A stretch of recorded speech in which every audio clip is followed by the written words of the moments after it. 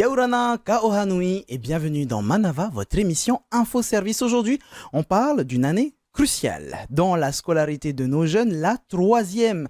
Orientation, stage, brevet, comment bien vivre cette année et comment faire les bons choix pour l'avenir. On voit tout ça avec nos invités. D'un côté, nous avons Nathalie Novelli qui est chef du département orientation et insertion de la DG2E et à côté d'elle, Julie Vigourou, enseignante du collège de Hitiaotea, Yorana. Yorana. Et de l'autre, nous avons Hugo qui est élève de 3e et sa maman Laurence Yorana. Yorana. Alors on se tourne d'abord vers Nathalie, comme d'habitude. Pourquoi est-ce qu'on dit que la classe de 3e, c'est une année charnière ? Alors, la classe de 3e est une classe assez particulière dans la vie d'un élève, étant donné que c'est le moment où on est vraiment pleinement dans l'adolescence. On souhaite se positionner en tant que jeune adulte, mais en même temps, on regarde ce que les adultes font et on aimerait faire la même chose. Et c'est le moment où on doit faire des choix parce qu'on va quitter le collège. Donc, c'est un stress aussi de quitter le collège, les copains. On doit faire un choix de poursuite d'études, post-3e. Alors, on va se détendre un tout petit peu. Aujourd'hui, la scolarité, on a une fluidité des parcours pour nos élèves. Il n'y a rien de déterminant. C'est pas parce qu'à un moment, je fais un choix que tout s'arrête dès lors que ça ne me plaît plus. Bien au contraire, on est là pour écouter, réfléchir avec l'élève et sa famille quant à ses projets. Et puis après, il y a aussi le stage de 3e. Et là, beaucoup de parents s'inquiètent. Je n'ai pas trouvé de stage, etc. Pas d'inquiétude. Il y a donc les professeurs principaux, les professeurs dans nos établissements. Il y a les personnels de l'orientation qui accompagnent. Et la DG2E a aussi mis un site de stage en place, totalement gratuit, pour nos élèves et nos entreprises, pour faire en sorte que ça soit beaucoup plus simple. Ah, comme vous l'avez entendu, cette année de 3e est importante. Donc, si vous regardez la télé, n'hésitez pas à appeler vos copains, vos amis pour regarder cette émission. Et si vous la regardez sur les réseaux sociaux, n'hésitez pas à la partager. Julie, justement, on continue avec cette appréhension que peuvent avoir les élèves de 3e. Tu as déjà vu, ressenti ça avec tes élèves ? Oui, chaque année, tous nos élèves de 3e, nous on est un petit collège, donc ça va qu'on est quand même relativement proche d'eux, mais ils ont tous la même appréhension, c'est de se rater. C'est l'erreur dans les choix d'orientation, dans les choix de stage, c'est l'erreur même du choix de 3e qu'ils font, que ce soit prépa métier ou général. C'est vraiment cette peur-là de se rater, de faire une erreur. Mais comme l'a bien dit Nathalie, il n'y a rien en fait qui est définitif. Aujourd'hui, on a la chance d'avoir énormément d'options et de possibilités comme les passerelles par exemple, qui permettent aux élèves on va dire, de retrouver un chemin qui leur correspond mieux. Alors aujourd'hui, on a justement Laurence qui est venue avec Hugo. Comment est-ce que ça se passe avec Hugo, Laurence ? Ça se passe en 3e. En 3e. Hugo est plutôt détendu et pas trop stressé. C'est plus les parents qui doivent le motiver à travailler parce que c'est l'adolescent. J'ai tout le temps, c'est un peu difficile. Mais comme c'est un bon élève, ça va, ça se passe plutôt bien. Je vois que c'est un bon élève puisqu'il t'a tiré sur le plateau. Voilà, Comment ça s'est passé cette demande ? Il a dit j'ai proposé une émission et tu viens avec moi. Donc j'ai dit bah oui, pour toi je ferai n'importe quoi. Non. Effectivement, c'est mignon. Hugo, justement, on va en parler un peu plus tard donc de cette proposition d'émission. Mais comment est-ce que ça se passe pour l'instant, justement cette année de 3e ? Pour l'instant, ça va, c'est facile. On a surtout revu ce qu'on a vu en 4e, mais ils nous mettent beaucoup la pression pour le brevet et les stages. Ah, pourquoi ? C'est une pression que tu ressens et qui justement te met un petit peu des appréhensions, comme on en parlait tout à l'heure ? Ça me fait un peu penser que ça arrive vite et que si je me bouge pas, je vais me prendre un train. Voilà, donc on va en parler un peu plus longuement tout à l'heure. Pour l'instant, Nathalie, on va se tourner vers toi pour le programme de 3e. Comment est-ce que ça se goupille finalement ? Alors, il est vrai qu'on dit qu'il y a un stage obligatoire en classe de 3e. Oui, il y a une période obligatoire de découverte du monde de l'entreprise. On axe beaucoup le stage en entreprise au niveau de la classe de 3e, mais parfois, certains de nos élèves ne trouvent pas de stage. Ce n'est pas dramatique en soi, parce que la question de la relation école-entreprise, elle peut s'aborder de différentes manières. Des visites d'entreprise, des rencontres avec des professionnels, se déplacer dans les forums, aller aux portes ouvertes. On doit être bienveillant concernant la possibilité de nos élèves d'accéder à des stages. Voilà. Parce qu'à un moment, parfois, il faut un réseau, il faut connaître du monde, etc. Et c'est pour cette raison qu'à la DG2E, on a pris ce travail à bras-le-corps par ce site de stage pour aider notre jeunesse et petit à petit aider aussi les autres au niveau d'études jusqu'à l'enseignement supérieur. C'est un moment clé parce que normalement, en classe de 3e, on devrait déjà avoir une petite idée dans quel domaine j'aimerais travailler plus tard ou j'aimerais poursuivre des études plus tard. Beaucoup de nos élèves n'ont pas encore d'idée, mais moi, je dis toujours, appuyons-nous sur nos aspirations. Qu'est-ce que j'aime ? Qu'est-ce que j'aime ? Qu'est-ce qui me fait avancer ? Notre jeunesse a vraiment des envies, des goûts, il faut les écouter. Les adultes, on cherche souvent à recadrer un petit peu en fonction de notre perception. N'oublions pas que c'est cette jeunesse qui va vivre les années à venir et qui va construire aussi le pays. Donc, il faut s'appuyer sur les aspirations. Et nous avons des élèves qui ont énormément de compétences. Alors justement, je vois que Julie, tu as réagi. À quoi as-tu réagi ? En fait, je rebondis sur ce que Nathalie a dit sur les aspirations de ce que l'enfant, l'élève doit se baser sur ce qu'il aime et ce qu'il n'aime pas. C'est très important qu'un élève de 3e sache ce qu'il n'aime pas pour ne pas aller justement à un endroit ou à une formation qu'il pourrait regretter. Et ça m'est déjà arrivé en fait pendant les EPO, les entretiens personnalisés d'orientation, en tant que professeur principal, de me retrouver face à une famille qui avait déjà tracé tout le chemin de l'élève et l'élève qui n'avait pas du tout envie d'aller vers ce chemin-là. Et en fait, du coup, il y a des super outils qui sont mis en place, notamment, je pense à Parcouréo qui a mis un outil en place qui s'appelle Inforison. C'est une plateforme où chaque élève, en fait, a un profil et on a des quiz, des préférences et en fait, justement, ça va permettre de faire sortir une araignée qui va mettre en avant les domaines dans lesquels l'enfant, en fait, l'élève est à l'aise, qui l'intéresse, qui lui plaît. Et après, ça lui sort des fiches métiers, des formations possibles sur le territoire ou ailleurs en métropole aussi. Et en fait, cet outil-là, il est magnifique parce que du coup, quand on se retrouve aux EPO avec les familles, si les familles ont déjà un chemin plus ou moins tracé pour l'enfant alors que c'est pas du tout celui qu'il aimerait prendre, et ben on peut sortir cet outil en disant oui, mais regarde ton enfant. C'est pas du tout un domaine qui l'intéresse. Par contre, ça, oui. Et puis, il y a une formation ici. Et puis après, on a les guides après la 3e, sur toutes les formations sur le territoire. Donc, il y a plein de choses qui nous permettent justement de recoller un peu à ce que l'élève a vraiment envie de faire. Alors, je comprends, mais partons du principe qu'un parent est têtu, et il y en a beaucoup. Ah oui. Comment est-ce que l'on fait finalement, puisque les élèves les enfants sont obligés, entre guillemets, de s'adapter à ce que les parents veulent. Donc, est-ce qu'il n'y a pas une petite solution ? En soi, il reste mineur. Donc oui, le parent a le dernier mot. Mais c'est là où toute la communauté éducative doit faire un travail en amont, en fait, un lien assez tôt dans l'année avec les parents. Mais il y a aussi la psy-UN de l'établissement scolaire. Et puis, en fait, il y a tout le personnel, non enseignant comme enseignant, qui justement va favoriser l'écoute des besoins de l'élève, quoi. Donc c'est un travail de longue haleine, hein. Et ça marche pas toujours, mais c'est un de nos travaux fondamentaux dans l'orientation, quoi. Donc là, on parle d'orientation. J'ai l'impression, Laurence, que ça te tient à cœur, cette discussion autour de l'orientation. Oui, parce que moi, j'ai été forcée dans un domaine quand j'étais jeune. J'ai essayé de contourner, mais je suis revenue dedans. Et en fait, justement, à Hugo, je lui dis, fais ce que tu as envie. Alors, en disant qu'on ne sait pas trop, je lui dis, reste le plus large possible, prends des orientations, ne te ferme pas de porte, et tu auras tout le temps de choisir plus tard. Donc, comme voilà, on le laisse, et puis il nous dit, et nous on dit, ok, on suit. Voilà, Justement, tournons-nous vers le principal intéressé, Hugo. Est-ce que tu sais déjà ce que tu veux faire ? Alors, je te rassure, si tu ne sais pas, personnellement, je ne savais pas ce que je voulais faire, même à 18 ans. Donc, qu'est-ce que tu veux faire aujourd'hui ? Je sais pas vraiment, mais je pensais à un truc qui peut aider pour plus tard. C'est-à-dire aider toi-même ou aider les autres ? Tout le monde. Tout le monde ? Donc, un métier comme, par exemple, je prends les grands métiers, mais pompiers, médecins, ce genre de choses ? Alors, justement, j'utilise ton exemple.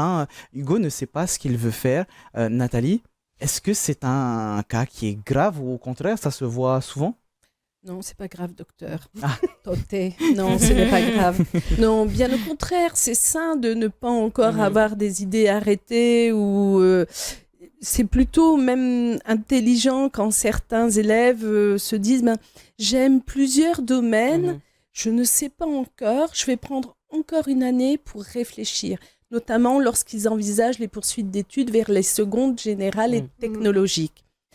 Si on envisage plutôt la voie professionnelle, la seconde professionnelle, beaucoup de secondes professionnelles se trouvent dans des familles de métiers, ce qui permet encore à la fin de la seconde de s'orienter vers plusieurs spécialités de première. Donc rien n'est fermé, je sais.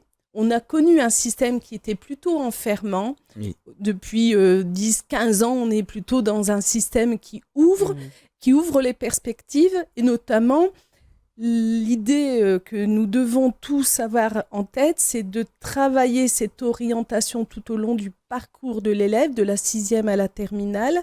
Et en 3e, on se prépare vers la seconde, mais en même temps vers le post-bac. On a déjà des élèves qui ont quelques idées, et à la fin de la seconde, le choix du bac, etc. Donc, ce n'est pas inquiétant. Il sait dans quel domaine il aimerait travailler. Il veut aider les autres, c'est plutôt très bien. Et donc, il trouvera son bonheur dans, en tout cas, des sous-domaines où ça sera la médecine. Tout simplement. Je lis justement, je vais prendre mon cas cette fois-ci. Jusqu'à très tard, je n'ai pas su quoi faire et j'ai fait des études qui n'ont rien à voir avec mon métier actuel. Donc finalement, c'est pas si grave que ça de prendre du temps pour faire son choix. Non, pas du tout. Et moi, ce que j'essaye de montrer à nos élèves, c'est que plutôt que de voir le verre à moitié vide, il faut justement le voir à moitié plein. Je sais pas ce que je veux faire, du coup, je peux faire plein de choses différentes. Et aujourd'hui, je trouve qu'on est dans une société qui est ultra dynamique, où justement on a la possibilité de pouvoir changer et d'essayer plusieurs choses. Et c'est ça qui est génial. Moi, à mon époque, quand j'étais collégienne, clairement, c'était beaucoup plus cadré, comme tu le disais.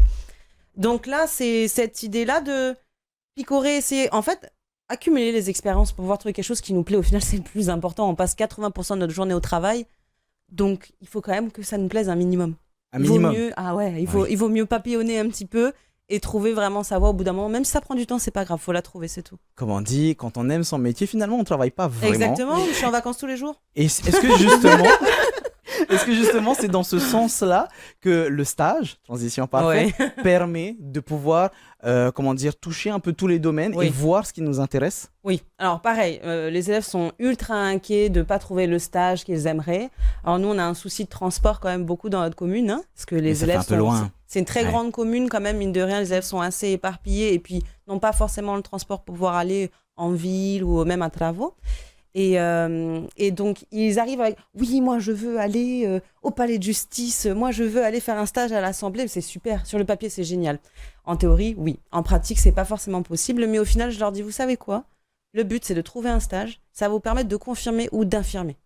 Et c'est l'essentiel. Il faut ressortir d'un stage avec « Ok, je sais ce que j'aime pas. Je sais ce que j'aime bien. » Il y a 2 ans, on a eu un élève. Son rêve, c'était d'être instit. Oui. Donc, il a trouvé une école primaire de la commune qu'il a acceptée. Il était ultra heureux d'y aller. Je suis allée le visiter la première semaine, puisqu'il a fait 2 semaines. Et ça faisait 3 jours qu'il avait commencé son stage. J'arrive, alors, donc c'est des primaires, hein, donc c'est des bébés. Ah, hein. bah oui. Il me regarde de loin, il me voit arriver, il fait non. Et j'arrive, qu'est-ce qui t'arrive? Madame, je peux pas faire ce travail-là, c'est pas possible. Je dis, c'est bien, tu sais que tu peux pas le faire. C'est bon, c'est maintenant que tu sais. Il vaut mieux maintenant que trop tard. Donc c'est ce qu'on essaie de faire avec le stage, c'est vraiment leur dire, c'est pas grave si on n'a pas ce qu'on veut, on va essayer, on fait l'expérience, on augmente, on accumule les expériences et après on saura plus tard. Ah, on se tourne vers vous du coup. Laurence, comment ça s'est passé pour la recherche du travail? Est-ce que, comme certaines personnes, c'est pas du tout mon exemple, tu as aidé ton enfant à avoir un stage? Alors, ça s'est passé en 2 étapes. La première étape, ça a été de lui dire ce que lui voulait faire. Donc, il était côté un peu médecine déjà. Donc, je lui ai fait faire une lettre de motivation et envoyer à différentes structures en Polynésie. Malheureusement, il n'y a personne qui a répondu. Donc, le deuxième côté, c'est maman qui a pris les choses en main. Comme depuis qu'il a 10 ans, il voulait être youtubeur comme beaucoup d'enfants, et que je me suis dit, et que je connaissais l'émission Manava et les producteurs, j'ai envoyé un petit mail pour savoir si vous... voilà, et ça a été positif, donc ça a été aussi pour pour qu'il voit les côtés opposés de ce qu'il voulait faire. Voilà. Et voilà, plot twist. Effectivement, Hugo est notre stagiaire depuis déjà quelques jours. Et puis, on va même aller encore plus loin dans la révélation puisque c'est Hugo qui nous a proposé de faire une émission autour de la 3e. Donc, avant de venir vers toi, ne t'inquiète pas, je ne t'oublie pas Hugo. Nathalie, on peut dire déjà dans les initiatives que Hugo, que le stage est plus ou moins bénéfique pour l'instant. Tout à fait. Et puis, il a aussi maintenant un regard par rapport à ce qu'on dit le monde de l'entreprise. Ben oui, il faut distinguer ce qu'on vit à l'école qui parfois peut nous paraître un peu rébarbatif, mais en réalité, on apprend toujours plein de choses à l'école. On rencontre les copains, les copines. C'est un lieu de socialisation. Il ne faudra jamais l'oublier. Et puis surtout, on se rend compte que dans un même domaine, on a plusieurs acteurs. Et c'est ainsi qu'on arrive à faire une très belle émission. Voilà, sans tout ce personnel, c'est impossible. Alors justement, Hugo, toi qui veux aider la population, aider les autres, grâce à cette émission, tu vas peut-être aider d'autres élèves qui sont en 3e, qui ont un peu peur, qui sont un peu stressés, à se découvrir. Comment ça se passe pour toi, ton stage pour l'instant? Moi, c'était bien. Parce que je pensais qu'au début, on m'avait dit stage d'observation, je fais rien, je regarde, je m'ennuie. Puis au final, j'avais plein de choses à faire et c'était pas trop dur, je m'amusais bien. Et l'ambiance a été bien parce que moi, je pensais que on nous avait dit le monde du travail, c'est comme l'école, tu peux pas parler, tu dois faire ton travail. Puis au final, c'est pas du tout comme ça. Rassure-nous, on t'a pas donné un donut pour que tu puisses dire tout ça, hein, on est d'accord. Non, on m'a donné 10 000 francs. Non. On va avoir des problèmes, bien sûr. On rigole autour de ce sujet. On va revenir sur un sujet un peu plus sérieux. Au-delà du stage, la suite, ça va être l'orientation. On en a parlé un petit peu. Donc, ces stages permettent de connaître un peu mieux ses envies. Est-ce qu'il y a des étapes clés au-delà du stage, Nathalie? Oui, il y a des étapes clés. La classe de 3e, elle est découpée en plusieurs périodes, même si les parents ne s'en rendent pas compte. On a d'abord les intentions d'orientation. C'est donc une expression des souhaits pour la rentrée prochaine. Au moment du conseil de classe du second trimestre, il y a un avis qui est porté par l'équipe enseignante et le chef d'établissement. Est-ce que l'intention ou les intentions sont tout à fait en adéquation avec les connaissances et les compétences de l'élève? Et parfois même, je me suis déjà permise de dire à des enseignants comme à des chefs d'établissement, il faut parfois pousser nos élèves. Nos élèves ont des connaissances et compétences. Et souvent, ils se disent, oh non, je vais juste demander un CAP, comme ça je vais être tranquille, ça va aller. Non, ils ont des connaissances et des compétences, il faut leur montrer que c'est possible. Après cette phase de recommandation, les vœux définitifs. Et là, on a une grande chance, on peut exprimer 5 vœux.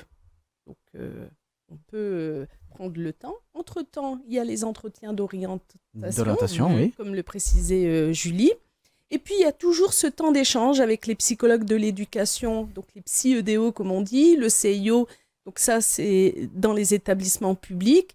Dans les établissements privés, il y a aussi des personnels de l'orientation. Et dans tous nos établissements, nous avons des professeurs principaux qui accompagnent nos élèves dans la réflexion du projet. Alors Julie, actuellement on est en mi-février. Est-ce que ça y est, le couperet est tombé, on ne peut plus choisir son orientation ou au contraire on a encore le temps? On a encore le temps. Là actuellement nos élèves de notre établissement sont en stage. Donc justement ils sont en train de vivre ce que toi tu as vécu Hugo.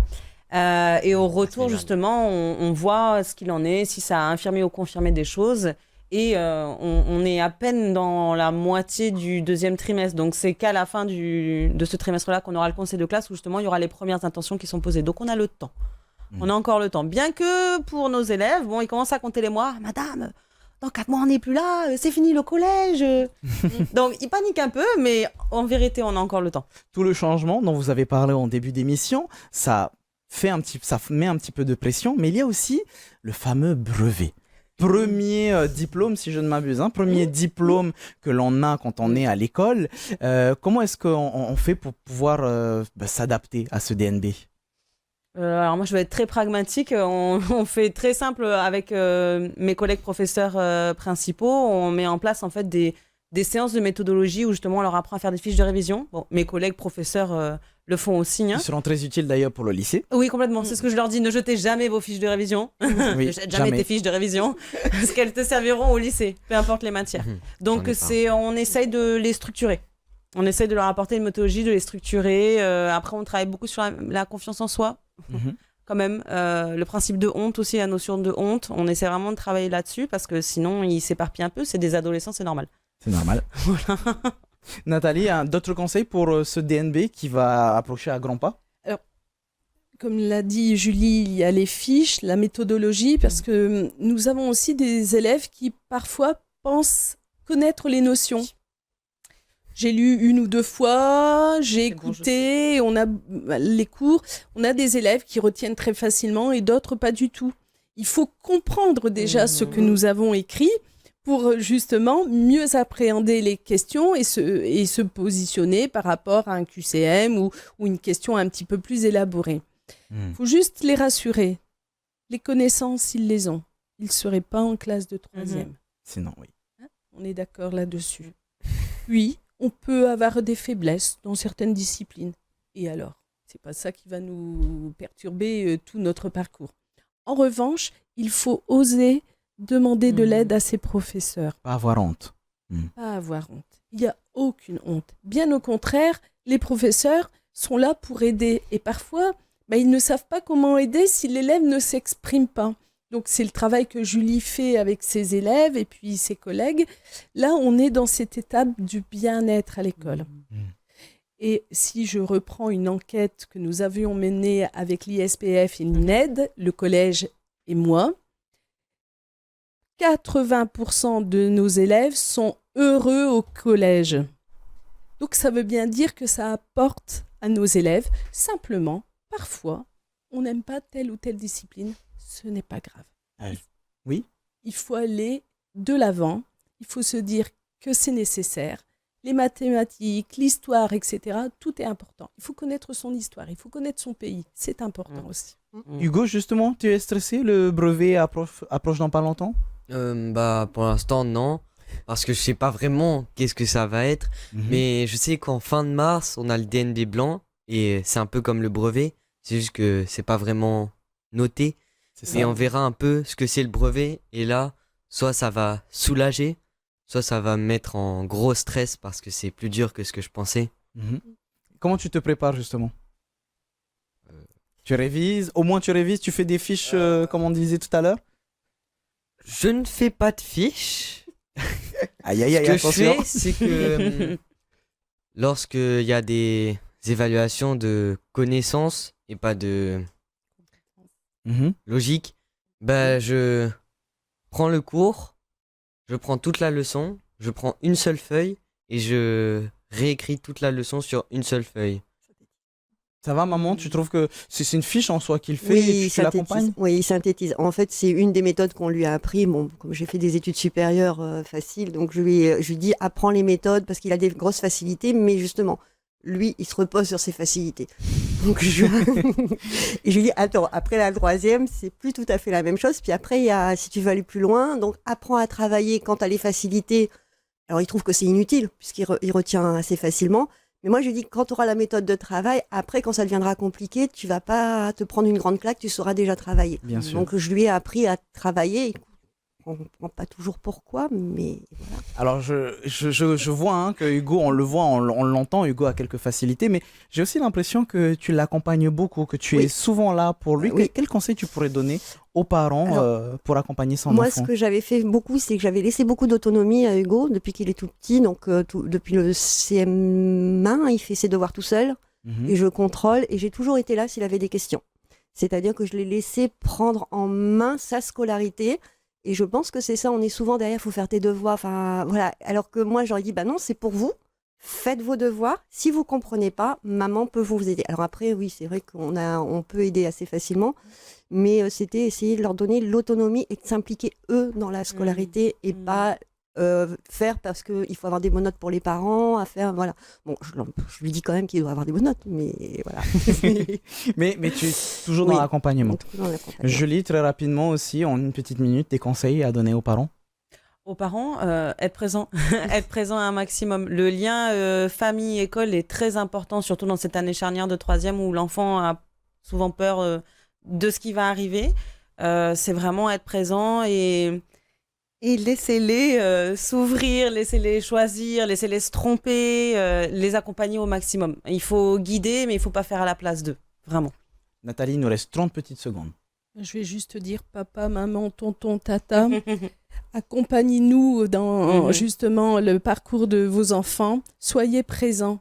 Rassurez-vous. Vous n'êtes pas obligés de tout maîtriser. Nous sommes là, mais surtout, accompagnez-nous dans les démarches pour que vos enfants puissent être épanouis. Et on vous le rappellera jamais assez, le baleinier n'est pas un outil. N'hésitez pas à aller sur le site du service-public.pf/dg2e pour pouvoir vous renseigner sur l'accompagnement qu'il peut y avoir pour les élèves de 3e, en tout cas du programme. Et puis, Hugo, merci beaucoup pour le stage que tu as fait avec nous. J'espère que ça t'a plu. Oui. Bon, écoute, c'est l'essentiel. De toute façon, on se voit après l'émission.